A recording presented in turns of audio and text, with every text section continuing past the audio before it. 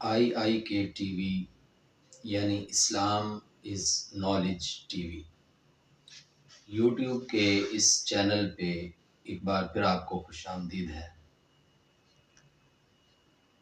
سچ بات تو یہ ہے کہ برائی کی ابتدا ہمیشہ معمولی ہوتی ہے، اگر اس کی روک تھام نہ کی جائے تو وہ بڑھتی ہی چلی جاتی ہے، چاہے وہ کسی شخص کے اندر کوئی بری عادت ہو یا معاشرے کے اندر پائی جانے والی کوئی برائی۔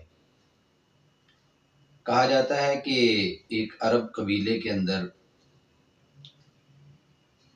جو قبیلے کا سردار تھا اس کا ایک مرغا چوری ہو گیا۔ اس نے پورے قبیلے کی دعوت کی اور ان سے کہا کہ میرا مرغا چوری ہو گیا ہے۔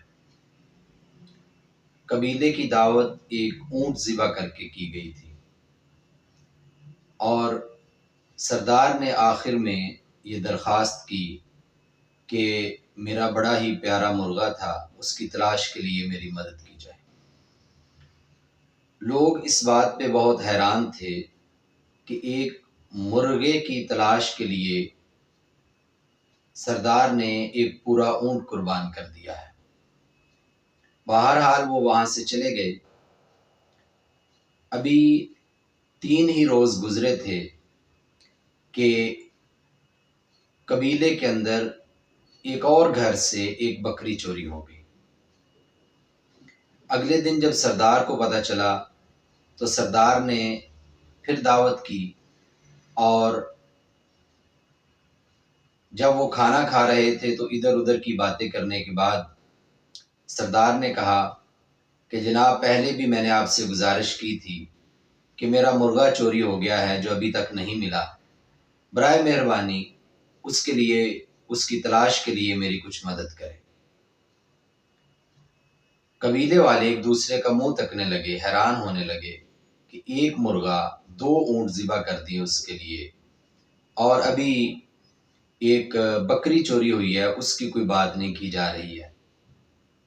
خیر وہ چیم و گویاں کرتے ہوئے چلے گئے۔ 2-4 روز کے بعد قبیلے کے ایک اور سردار کے گھر سے ایک اونٹ چوری ہو گیا۔ اسی پہلے سردار نے اگلے روز پھر دعوت کی، ایک تیسرا اونٹ ذبح کیا اور قبیلے کو مخاطب کر کے کہا کہ میں نے پہلے بھی 2 بار آپ سے گزارش کی ہے کہ میرا مرغا چوری ہو گیا ہے، اس سلسلے میں اس کی تلاش کے لیے میری مدد کریں۔ قبیلے والے اب تو نہایت ہی پریشان ہوئے اور کچھ اس میں سے غصہ ہو گئے اور کہنے لگے کہ پتہ نہیں ہمارا سردار جو ہے وہ بوڑھا ہو چکا ہے، سٹھیا گیا ہے کہ بکری چوری ہوئی اس کا نام نہیں لے رہا، اونٹ چوری ہوا اس کا نام نہیں لے رہا۔ اور اس صورتحال کو سردار کے بیٹوں نے سنبھالا اور قبیلے والوں کو سمجھا بجھا کر ان سے معذرت کر کے ان کو بھیج دیا۔ حضرات گرامی، ابھی کوئی ہفتہ 10 دن ہی گزرے تھے کہ قبیلے کے اندر سے ایک لڑکی اغوا ہو گئی اور سارے قبیلے میں کوہرام مچ گیا۔ سارے لوگ بھاگے دوڑے، تلاش کی، قریب جنگل تھا، پہاڑی علاقہ تھا، وہاں پہ گئے، جنگل میں ڈھونڈا، پہاڑ کے اوپر چڑھے تو وہاں دیکھا کہ ایک غار ہے۔ اس غار کی طرف دوڑے، اپنی تلواریں، نیزے اور کمانیں سنبھالے ہوئے۔ جب وہاں پہنچے تو وہاں ڈاکوؤں کا ایک گروہ بیٹھا ہوا تھا اور قریب ہی مرغے کے پر پڑے ہوئے تھے کہ جیسے چند دن پہلے اسے یہاں پہ ذبح کیا گیا ہے، کھایا گیا ہے، اور کچھ دور بکری کی ہڈیاں اور اس کی کھال بھی نظر آئی، اور اونٹ کا تو ابھی کچھ گوشت بھی پڑا ہوا تھا۔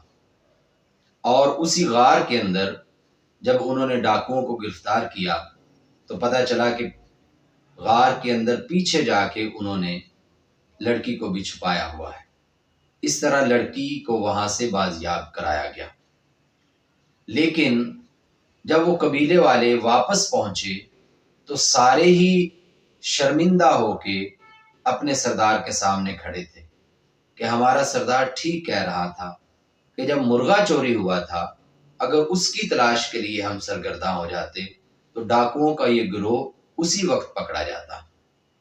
شیخ سعدی رحمۃ اللہ علیہ نے بھی اپنی کتاب گلستان کے اندر لکھا ہے کہ برائی کی ابتدا کچھ یوں ہوتی ہے کہ جیسے سوئی کے ایک کونے کے برابر زمین سے چشمہ پھوٹتا ہے کہ وہاں اگر ایک سوئی بھی رکھ دی جائے تو وہ پانی وہیں پہ رک جائے گا، لیکن ایک وقت آتا ہے کہ وہ چشمہ اتنا بڑا ہو جاتا ہے کہ اگر ہاتھی کا پاؤں بھی اس میں رکھا جائے تو پھر بھی وہ چشمہ نہیں رکتا ہے۔ یہی حال برائی کا ہے، اور نبی کریم صلی اللہ علیہ وسلم نے بھی اس بات کے حوالے سے یہی ارشاد فرمایا کہ ایک مومن کی علامت یہ ہے کہ جب وہ برائی کو دیکھتا ہے تو اپنے ہاتھ سے اس کو روکنے کی کوشش کرتا ہے یا پھر اپنی زبان سے منع کرنے کی کوشش کرتا ہے، اور اگر اتنی بھی سخت نہیں تو کم از کم دل میں اسے ضرور برا جانتا ہے۔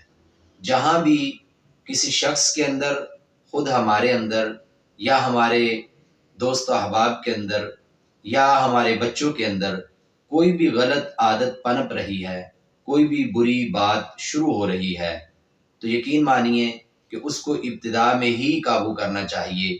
بعد میں بہت سی مشکلات ہوں گی، والدین کے لیے بھی اور معاشرے کے لیے بھی۔ اللہ تعالی ہمیں اس کی سمجھ عطا فرمائے۔ والسلام علیکم ورحمۃ اللہ وبرکاتہ۔